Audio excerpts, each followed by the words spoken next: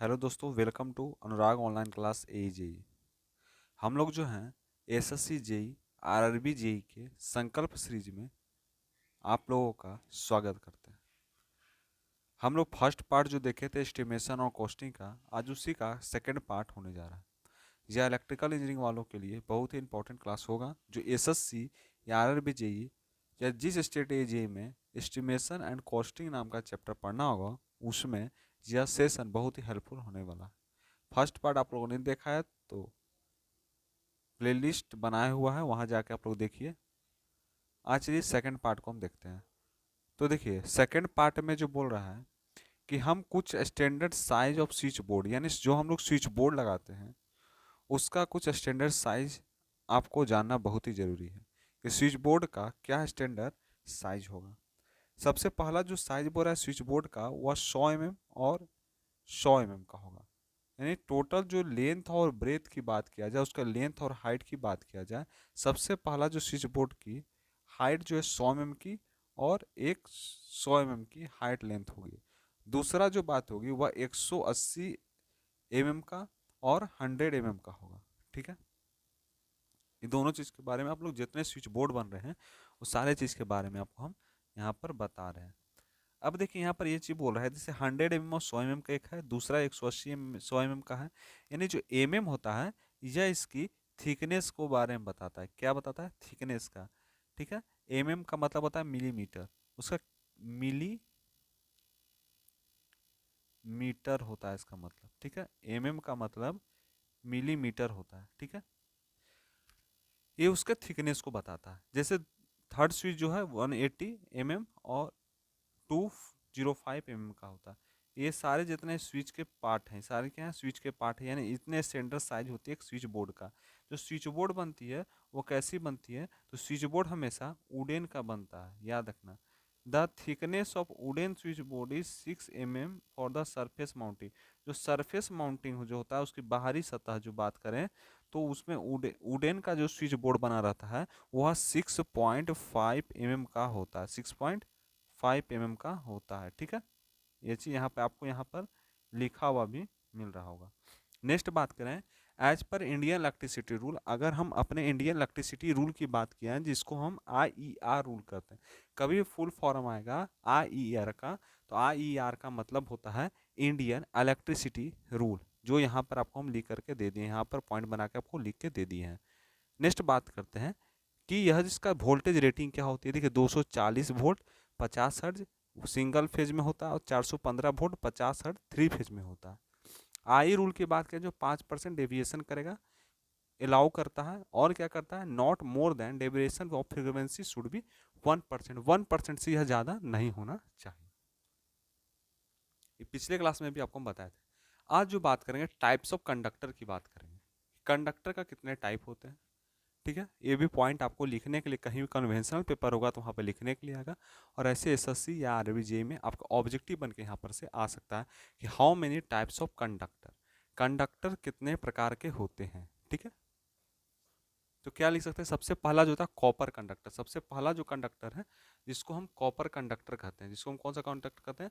Copper conductor कहते हैं। क्या होता है कॉपर कंडक्टर? इसके बारे में थोड़ा जानिए। It is the mainly use for winding of machine and house wiring.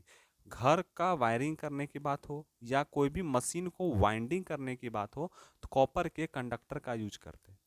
आप कहाँ पर कॉपर देखे होंगे? जैसे आप एक मोटर को देख रहे हैं, या जैसे आप पंखा है, ठीक है, और पंखा को जब खोलते हैं, उसका पार्ट को, पीछे वाला पार्ट को खोलिएगा, ठीक है ना, वहाँ पे एक वाइंडिंग की हुई रहेगी।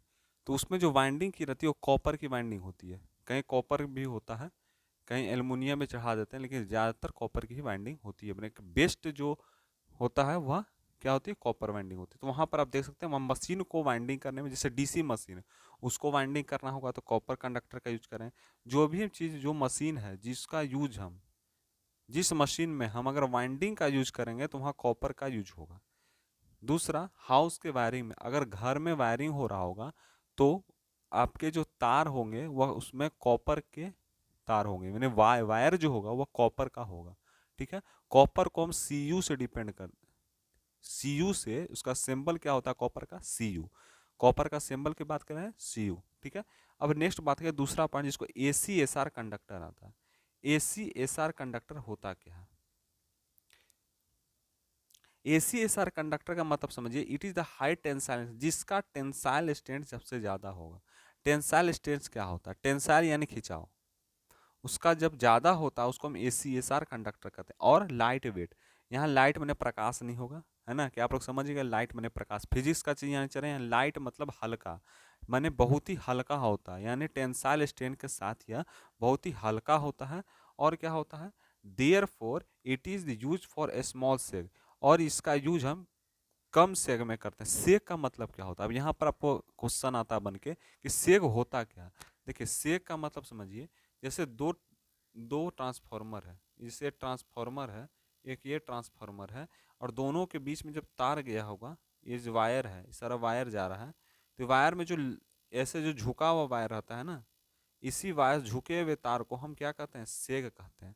झुके हुए वायर को हम क्या कहते हैं? सेग कहते हैं। और टेंसाइल का मतलब ये होता है कि जैसे एक यह एक ट्रांसफार्मर है, ठीक है, क्या है, यह एक ट्रांसफार्मर है। अब ये ट्रांसफार्मर, एक यह ट्रांसफार्मर है। अब यहाँ पर क्या है, यहाँ पर वायर गया, ये वायर जा रहा है, ये वायर जा रहा है, तो जितने भी यहाँ पर वायर जा रहे हैं ना, सारे जो वायर होते हैं, जब टाइट हो जाएगा यानी सीधा जब बन जाएगा, डैट मीन्स वहाँ पर जो फोर्स लगाएगा वो टेंसाइल फोर्स लगाएगा, ठीक है। अब बात करते हैं, it is use for transmission for everywhere outside, इसका यूज हम ट्रांसमिशन के लिए हर जगह करते हैं, आउटसाइड में, होम और distribution and transmission line, home में घर पहुंचाने के डिस्ट्रीब्यूशन करने में, और ट्रांसमिशन लाइन में भी हम इसका यूज करते हैं। बात करते हैं ग्लेवनाइज स्टील का। ग्लेवनाइज स्टील क्या होता है? देखिए ग्लेवनाइज स्टील जिसका यूज हम rural electrification for earthing purpose के लिए करते हैं, यानी जब भी रूरल की बात किया जाए, रूरल एरिया की बात किया जाए, वहाँ पर जब इलेक्ट्रिफिकेशन की बात होगी, तो वहाँ पर हम जो है ग्लेवनाइज स्टील का यूज करते हैं, ठीक है। अब नेक्स्ट बात करते हैं कि जो केडियम कॉपर होता है, ये क्या होता है? केडमियम कॉपर, ठीक है ना।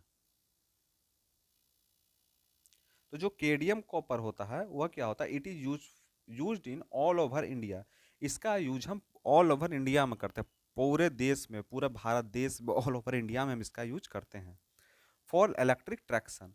क्यों? क्योंकि इलेक्ट्रिक ट्रैक्शन के लिए, इलेक्ट्रिसिटी को बिछाने के लिए, ठीक है, केडियम कॉपर का यूज करते हैं। Cadmium is used for copper for providing good mechanical strength. क्यों हम इसको हम यूज करते हैं? Why can I use can be cadmium copper, क्यों हम कैडियम कॉपर का यूज करते हैं? देखिए कैडियम कॉपर का हम यूज इस चलते करते हैं क्योंकि यह जो मैकेनिकल इसका स्ट्रेंथ होता है, यानी जो मैकेनिकल का मतलब क्या होता है? यांत्रिक, जो यांत्रिक खिंचाव होता है वो बहुत ही अच्छा होता है, यानी गुड होता है, बहुत ही अच्छा होता है ना। अभी तक टेलीग्राम चैनल पर आप लोग ज्वाइन नहीं हुए हैं तो टेलीग्राम चैनल पर आप लोग ज्वाइन हो जाइएगा, ठीक है। Anurag online class AJE Telegram channel का नाम है, वहाँ पे आप लोग जाकर ज्वाइन जरूर हो जाइए। या नहीं आपको मिल रहा है तो जो यूट्यूब चैनल का अबाउट सेक्शन है वहाँ पर जाइए, वहाँ टेलीग्राम लिंक आपको दे दिया गया है, वहाँ पर जाके आप टेलीग्राम चैनल में आसानी से जुड़ सकते हैं, ठीक है। बात करते हैं स्टैंडर्ड कंडक्टर, उसके बाद क्या होता है? स्टैंडर्ड कंडक्टर की बात होती है। मैंने कितने प्रकार के हो रहे हैं देखिए, पीछे देखिए आप, कॉपर कंडक्टर फर्स्ट, दूसरा ACSR कंडक्टर, तीसरा ग्लेवेनाइज स्टील, चौथा केडियम कॉपर, और पांचवा होता है स्टैंडर्ड कंडक्टर, उसके बाद छठा होता है होलो कंडक्टर। इतने प्रकार के जो है कंडक्टर के पार्ट होते हैं, इसके टाइप होते हैं, ठीक है ना। अब क्या होता है स्टैंडर्ड कंडक्टर, है ना, आपको बताओ स्टैंडर्ड कंडक्टर क्या होता है? स्टैंडर्ड कंडक्टर का मतलब होता है these are the made up of multiple small stand, जिसका यूज हम मल्टीपल स्मॉल स्टैंड के लिए करते हैं, which group together to make up the single conductor, जिसका ग्रुप का यूज टुगेदर रूप में करते हैं। क्यों? क्योंकि एक सिंगल कंडक्टर को बनाने के लिए, एक कंडक्टर को बनाने के लिए हम बीच ग्रुप टुगेदर, मैंने एक कंडक्टर को बनाया। स्टैंडर्ड कंडक्टर का मतलब क्या होता है? स्टैंडर्ड कंडक्टर का मतलब ही ये होता है कि जो बहुत सारे स्मॉल स्टैंड, मल्टीपल, बहुत सारे ग्रुप को, जैसे बहुत सारे कंडक्टर हैं, उसको एक बार में कंबाइन करके एक सिंगल कंडक्टर का निर्माण करना, एक सिंगल कंडक्टर का निर्माण करना ही स्टैंडर्ड कंडक्टर कहलाता है। यह जो कंडक्टर होगा स्टैंडर्ड कंडक्टर होगा। जैसे आप जो है घर के पास से आपका मोटा हुआ ब्लैक कलर का एक वायर गया होगा, वह जो ब्लैक कलर का उसमें क्या है, बहुत सारे कंडक्टर को, बहुत सारे सिंगल सिंगल कंडक्टर को, स्मॉल पीसेस ऑफ कंडक्टर को उसमें क्या किया गया, अटैच कर दिया गया और उसको मिला करके एक ग्रुप बना दिया गया। उसमें देखिएगा ग्रुप लपेटा हुआ रहेगा, तो वह जो पूरे ग्रुप जो लपेटे रहते हैं उसको ही हम स्टैंडर्ड कंडक्टर के श्रेणी में लाते हैं। यानी सिंगल कंडक्टर के रूप में बहुत सारे कंडक्टर है उसको एक कंडक्टर में हम लाते हैं, इसी को हम बोलते हैं standard conductor. It is the more flexible, यह बहुत ही फ्लेक्सिबल होता है, बहुत ज्यादा फ्लेक्सिबल होता है। And then the solid conductor, किसके कंपेरिजन में, सॉलिड कंडक्टर कंपेरिजन में, बट लेस ड्यूरेबल, बट इसका जो ड्यूरेबिलिटी है वो बहुत ही कम होती है। ठीक है, अब बात करते हैं होलो कंडक्टर। अब होलो कंडक्टर क्या होता है, these are use to transmission line to reduce weight copper improve stability. इसका यूज हम ट्रांसमिशन लाइन में करते हैं, क्यों करते हैं, क्योंकि रिड्यूस करना है किसी चीज के वेट को रिड्यूस करने के लिए हम ट्रांसमिशन लाइन में इसका यूज करते हैं। Of the copper improve stability, जिसका हम कॉपर में इम्प्रूव स्टेब को इम्प्रूव करने के लिए हम इसका यूज करते हैं। कुछ नोट पॉइंट है उसको आपको समझना है, बहुत ही इंपॉर्टेंट पॉइंट है जो यहाँ पे लिखे हैं हम। नोट पॉइंट बोलता है standard conductor are represent by, जो स्टैंडर्ड कंडक्टर है उसको 3 पॉइंट से हम रिप्रेजेंट कर सकते हैं। 3 पॉइंट क्या क्या है, सबसे पहला पॉइंट 31.069 फर्स्ट हुआ, सेकंड हुआ 41.079 और थर्ड हुआ 31.81.81.099। ये जो जितने देख रहे हैं ये सारे स्टैंडर्ड कंडक्टर के श्रेणी में आता है। यानी ऑब्जेक्टिव अगर बन के आ गया कि स्टैंडर्ड कंडक्टर को हम किससे रिप्रेजेंट करते हैं, तो इसमें ऑप्शन कुछ दे देगा, तीनों में से कोई ऑप्शन दे देगा, तो आपको जो सही आंसर होगा तीनों जब आएगा तो आप लिख सकते हैं, वहां पे टिक लगा सकते हैं। ठीक है, दूसरा पॉइंट बता, underground cable are always assign for temperature rating. जो अंडरग्राउंड केबल होता है, जो केबल हम अंडरग्राउंड में बिछाते हैं उसको असाइन फॉर टेम्परेचर रेटिंग, जिसको हम टेम्परेचर के रेटिंग को असाइन करने के लिए हम यूज करते हैं। और क्या करते हैं, stable to given IS. IS एक स्टैंडर्ड जो है, इंडियन रूल होता है। आईएस आईएस कितना है, जैसे मान लिया अंडरग्राउंड केबल है, ठीक है, अंडरग्राउंड केबल को असाइन करना है टेम्परेचर में, तो ऐसे टेम्परेचर में अंडरग्राउंड केबल को हम असाइन करते हैं, उसका जो कुछ रेटिंग होगा जो टेबल में दिया हुआ है IS 3961 रेटिंग में यह होता है। ठीक है, बात करते हैं थर्ड पॉइंट की, voltage drop between supply point. ठीक है, voltage drop between supply point in a building. जो वोल्टेज ड्रॉप होता है एक सप्लाई पॉइंट पर, किसमें, सप्लाई पॉइंट पर एक बिल्डिंग में। यह क्या है भाई, बिल्डिंग है, ऐसा मत करना। देखिए कितना सुंदर हम बिल्डिंग बना रहे हैं, उतना तो आता नहीं है कि बना रहे हैं। देखिए ये अब देखिए बिल्डिंग है, ठीक है, झोपड़ी है मान लीजिए, चलिए झोपड़ी है मान लेते हैं इसको, ठीक है ना। तो क्या होता है, voltage drop between supply point, जो एक सप्लाई पॉइंट है यहाँ से वोल्टेज ड्रॉप हो रहा है, ठीक है। एंड एनी बिल्डिंग, कोई भी बिल्डिंग, यह मान लीजिए बिल्डिंग, एक बिल्डिंग है, सारे बहुत सारे बिल्डिंग है, ऐसे बहुत सारे बिल्डिंग है, ठीक है। तो कोई भी बिल्डिंग पर क्या होता है, of any outlet should not be more than, जो उसका आउटलेट होता है वो कितना से ज़्यादा नहीं होना चाहिए, 2.5% ऑफ नॉमिनल वोल्टेज। उसका जो नॉमिनल वोल्टेज है 2.5% से ज़्यादा नहीं होना चाहिए अगर कोई भी बिल्डिंग में हम सप्लाई करते हैं वोल्टेज का। ठीक है, नेक्स्ट बोलता है इंडियन इलेक्ट्रिसिटी रूल। देखिए Indian electricity rule 1956, Indian electricity मैंने भारतीय विद्युत के जो रूल है, जो रेगुलेशन है 1956 के तहत क्या है। आप लोग को दिक्कत समझने में नहीं हो रहा होगा, एकदम झकास चल रहा है क्लास। अगर पसंद आए तो दोस्तों तक जरूर शेयर कीजिए और चैनल को सब्सक्राइब जरूर कीजिए और अपना अटेंडेंस मार्क्स करना नहीं भूलिए। सभी लोग लाइक करेंगे, अटेंडेंस मार्क्स करेंगे, अटेंडेंस सभी लोगों को लगाना बहुत ही जरूरी है। ठीक है, बात करते हैं इंडियन इलेक्ट्रिसिटी रूल 1956, उसका सबसे बड़ा रूल नंबर 31। इंडियन इलेक्ट्रिसिटी का कुछ इंपॉर्टेंट रूल है जिसको आपको समझना जरूरी है, कुछ कुछ इंपॉर्टेंट रूल है उसी को हम लाए हैं यहाँ पर जो आपके लिए बहुत ही इंपॉर्टेंट होगा। एक रूल नंबर 31 सबसे पहला बोलता है कि state that can be supplier should be provide an iron clad cut out of the unearthed conductor. ठीक है, रूल आपको जानना बहुत ही जरूरी है। रूल अगर नहीं जानिएगा तो कैसे आप एज ए जेई कहीं पर बैठिएगा, कहीं पर बनिएगा, तो आपको रूल जानना जरूरी है कि हमारा कैप सप्लाई कैसा देंगे, वो कौन सा रूल के तहत होगा, कौन सा एक्ट यहाँ पर लगेगा, ठीक है ना। तो ये सारे चीज़ आपको जानना, इस चलते यहाँ पर रूल आपको समझाया गया एक एस्टिमेशन एंड कॉस्टिंग में। एस्टिमेशन और कॉस्टिंग का मतलब ही है आपका क्या बजट कैसे बनाना, किसी कॉस्टिंग कैसे करना, है ना, कैसे इलेक्ट्रिसिटी प्रोवाइड करते हैं, उसका क्या रूल होता है, क्या रेगुलेशन होता है। एज ए जेई आपको जानना जरूरी है, एज ए एई आपको जानना जरूरी है। अगर आप नहीं जानिएगा तो काम नहीं होगा। जैसे आप पढ़ाई कर रहे हैं, आप स्टडी कर रहे हैं, अगर आपको ठीक से रूल ही नहीं पता होगा कि कैसे पढ़ना है, कहाँ से कंटेंट मिलेगा तो सही हमको मार्क्स आएगा, कहाँ से हम अच्छा परसेंटेज ला सकते हैं, ये सारे चीज़ आप नहीं जानिएगा तो कैसे आप कीजिएगा, कुछ नहीं कर सकते हैं। इसी चलते आपको, इसलिए जेई को भी इस चीज़ को आपको रटना जरूरी है। ये चीज़ से क्वेश्चन भी आ सकता है, कभी भी आई रूल से क्वेश्चन दे देता है, जो यूटिलाइजेशन में घुसा देता है। यूटिलाइजेशन में आई रूल से क्वेश्चन देता है, उसी का ही पार्ट एस्टिमेशन कॉस्टिंग। यूटिलाइजेशन जो पढ़ते हैं आप लोग, यूटिलाइजेशन का ही पार्ट है एस्टिमेशन एंड कॉस्टिंग, ठीक है। इसमें जो है ना आपको क्वेश्चन जनरेट करता है। रूल नंबर 31 बोलता है कि state that can be supplier, जो स्टेट का जो सप्लायर होता है शुड प्रोवाइड आयरन क्लेड, जो प्रोवाइड करता है आयरन क्लेड को कट आउट के फॉर्म फ्रॉम द अनअर्थित कंडक्टर। जब कंडक्टर अनअर्थित हो तो वहां पर जो है सप्लाई करने की बात की जाती है, तो रूल नंबर 31 होगा। रूल नंबर 32 क्या बोलेगा, रूल नंबर 32 बोलता है कि state that can be supplier should be provide a commencement point. कुछ कम्युनिकेटेंट पॉइंट है जो सप्लायर कौन होता है, सप्लायर जो होता है जो सप्लाई करे, ठीक है, उसको हम सप्लायर कहते हैं। हम लोग क्या हैं, हम लोग कंज्यूमर हैं, हम लोग क्या हैं, कंज्यूमर हैं। हम लोग क्या कर रहे हैं, इलेक्ट्रिसिटी को ले रहे हैं, हम क्या कर रहे हैं, कंज्यूम कर रहे हैं, तो that means I am a consumer. हम क्या है, कंज्यूमर है, देने वाला सप्लायर है।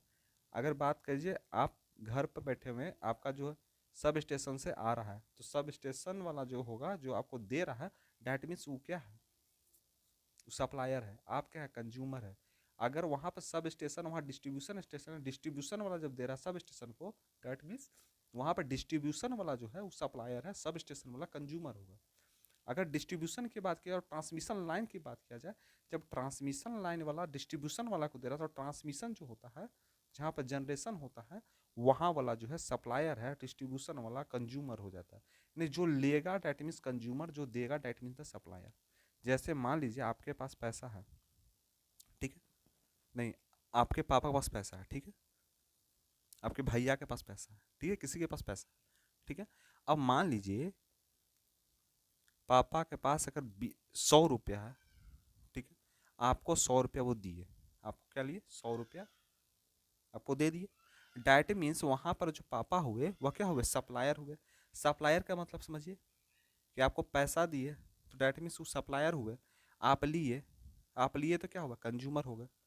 इस तरह से आपको समझना है, ऐसे ही छोटे छोटे पॉइंट्स बता बता के आपको हम समझाएंगे, ठीक है ना। सारे फ्री कंटेंट होंगे एकदम, टेंशन नहीं करना है, फ्री कंटेंट एकदम यूट्यूब पे चलेगा।